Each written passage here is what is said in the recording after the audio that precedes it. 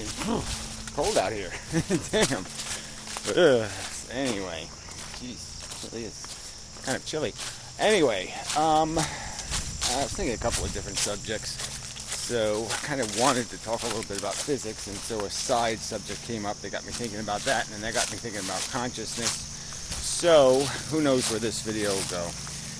So anyway, the word fractal came up. Somebody mentioned in the comments about biology. And I had actually had a conversation with somebody not on YouTube anymore. Smart person. Smart people know to get away. Anyway, and we're talking about physics, and so I was explaining my theory. And, the little circle-y thing. The loops. Anyway, and so we're just getting to this basic idea of just quanta, the universe made up of, and the idea of me having to create a mechanism for this entanglement thing, where I was sort of arguing that electrons are basically photons caught in a spiral, and I'd have to explain, how they're not explicitly interlocked, so I just did that by, just recreating the idea of an attraction force that went 2 Planck constants ahead. Well, I don't want to get into a whole complex thing, but I just did that there would be a force of attraction that would just extend a little bit further than the thing being attracted, obviously. And that, so this ends up creating a first cause in terms of creating relationship between two things. Instead of things being actually connected to one another, they interact with one another. And so just that thought of how there's a kind of geometry to that. There's a kind of, like it ends up being, when you're chasing this first cause idea. And it's just very fractal-ish in the sense that it's just a larger version, just an incrementally same pattern, just made bigger and bigger and bigger and built on itself. So it's kind of like a diamond. You take 4 diamonds and you can create a diamond, and then you take 16 diamonds, create a diamond, and so it just incrementally can grow. So that's the simplest form of a fractal, and just by adding a little change in the math, a little random generator through numbers, you can change the patterns and the arrangements and create complex patterns under complex patterns under complex patterns, blah blah blah. But it's all about this first mechanism, the first bit of gravity. And so I was kind of arguing that what it appears to be is that it is all made out of this simple stuff, just on larger and larger scales. And it all comes down to this recurring themes of,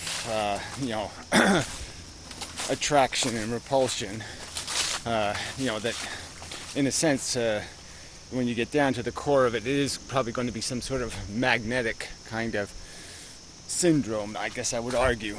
Because if I take my argument that, a photon would be a length of quantas that are all tied to each other end to end, plus to minus, like little magnets, and that in nuclear forces what happens is the photon chases itself, and so it starts to go the speed of light in a circle. And this is the building block of what we might call the strong nuclear force, is because now you have to break the quanta. You have to break one of those bonds to release the string to go in its whatever direction it wanted to go in, or wanted that it was oriented to go in. But that simple relationship, that simple idea of something linear having directionality, something that has an end point, and just the idea that you take the beginning point and the end point and connect them, and now you've disengaged all its movement. It doesn't have any anymore.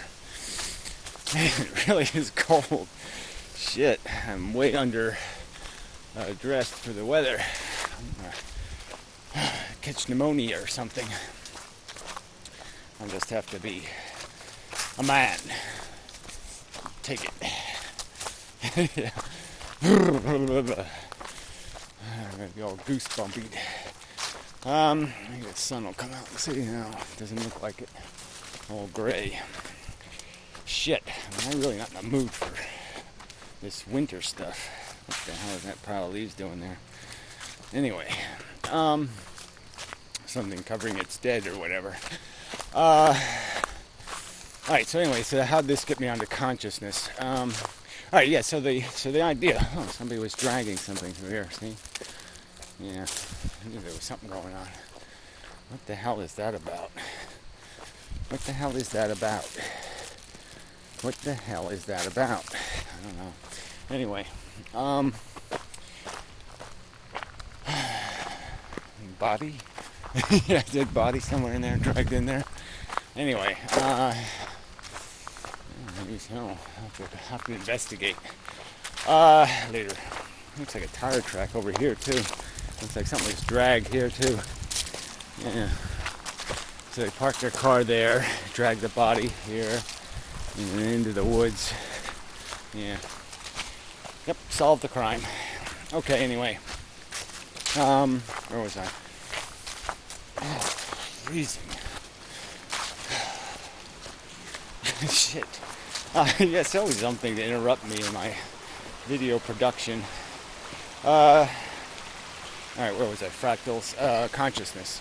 Yeah, so anyway, I was in the conversation, and as I was having the conversation, I was they put the thing to you, like, well, what about? And then your brain has to answer the question. And it's just, you sit there almost in amazement as your brain comes up with an answer. I mean, I didn't know I had an answer to the question. I had no, and I did. And it just surprised me when I started answering the question like I already knew the answer.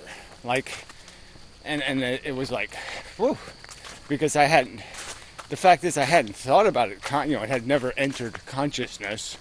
I had no memory of it, but it was there all the time. So it's like, our brain does have a whole bunch of stuff that it hasn't stored in memory because we've never exposed that stuff. We've never been challenged to provide that piece of ourselves, so to speak. That part of our personality, our understanding, has never been required to be used, but it was there. I mean, I'm saying it was there in the sense that it sort of had to be there because my brain came up with it so quickly. So it had to be something already in the modeling it was doing, in the logical patterns it was putting together. It had already put it together, and it just hadn't arisen to a place where it's going to be stored as a duplicate, as a place in memory. And so that's another part of consciousness that really hasn't been discussed, is the idea that, what's happening to you, the only way things get into your real memory is they kind of have to go through your consciousness to get into memory. They have to, flow through the consciousness. Your consciousness, there's a record of your consciousness, and perhaps there isn't a record of the things beneath your consciousness. Or if there is, those two are functioning independently of each other. The unconscious memory is a different memory than the conscious memory. So anyway, it was just very interesting that I apparently had already thought of something I hadn't realized I thought of, so to speak, because I never thought of it consciously. It never leaked into my internal dialogue, and so I didn't know it was there, but it was. So anyway, and just a curiosity to add to the whole thing. So let's see if I came up with anything else or anything new or interesting. I'm really liking the idea of extending the, instead of the typical model of the atom. So yeah, we'll do a little physics. Instead of the typical model where the orbitals are around a nucleus, I'm liking the idea of the orbitals being interconnected rings. So you could argue the first ring is the nucleus. It's probably something else, but let's just call it that. And then these electron rings, which are photons chasing each other sideways, but in a spiral. So they're in a spiraling motion. And so how wide or how narrow the spiral dictates how fast the electron moves. And then they get trapped in this, chase your tail thing inside the ring of the nucleus. So this ring of the nucleus, and the chase your tail thing hooks into that ring. And then that's the orbital. And then the next orbital hooks into that ring. And now you have this wider orbital. And then the next orbital hooks into that ring, and it's a wider orbital. And I was thinking about what the implications would be that in terms of length restraints. And the idea that, you end up with more and more electrons, more and more loops getting caught in these orbitals that are further and further out.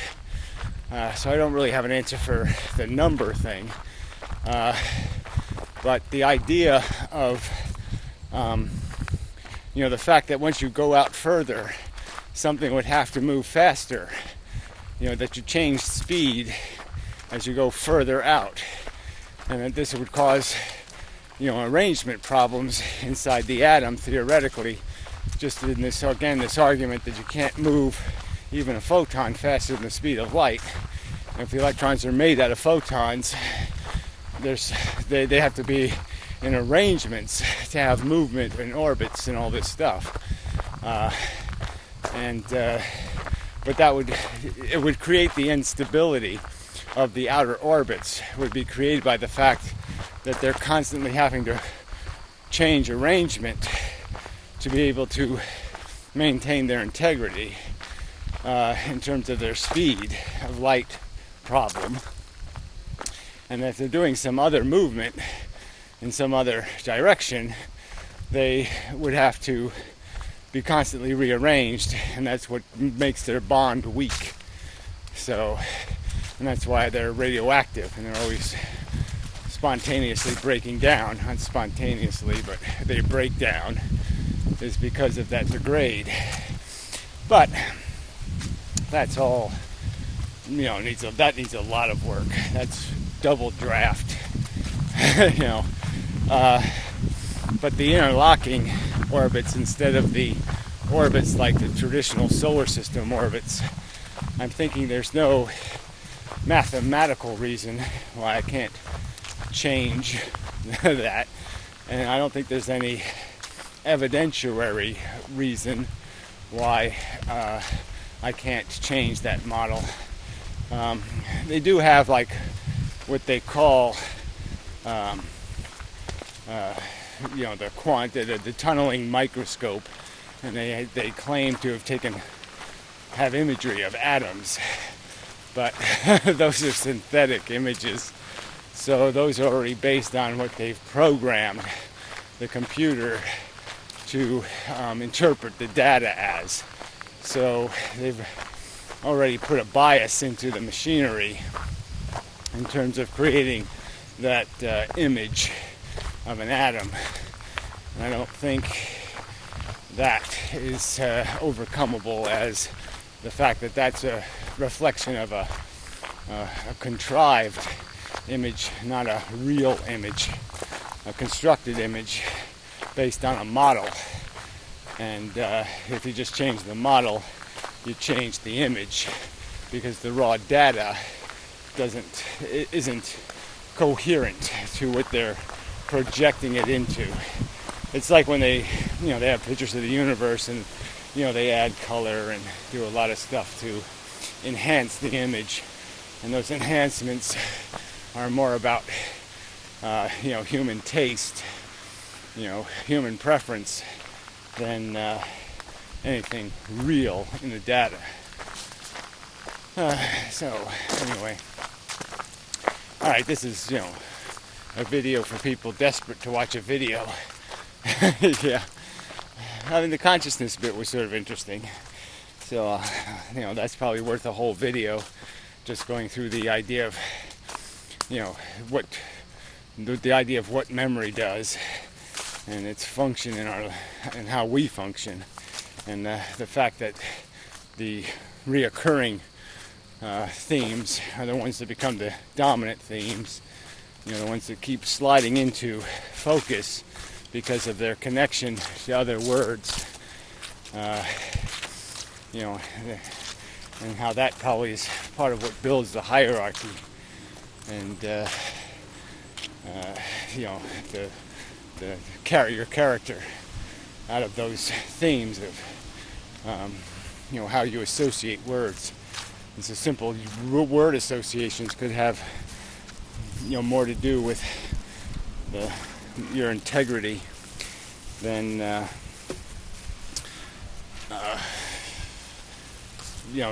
integrity of the concepts themselves. Well, not too bad. I always thought there'd be more leaves. Not too bad. Color's good, but it's so cloudy still.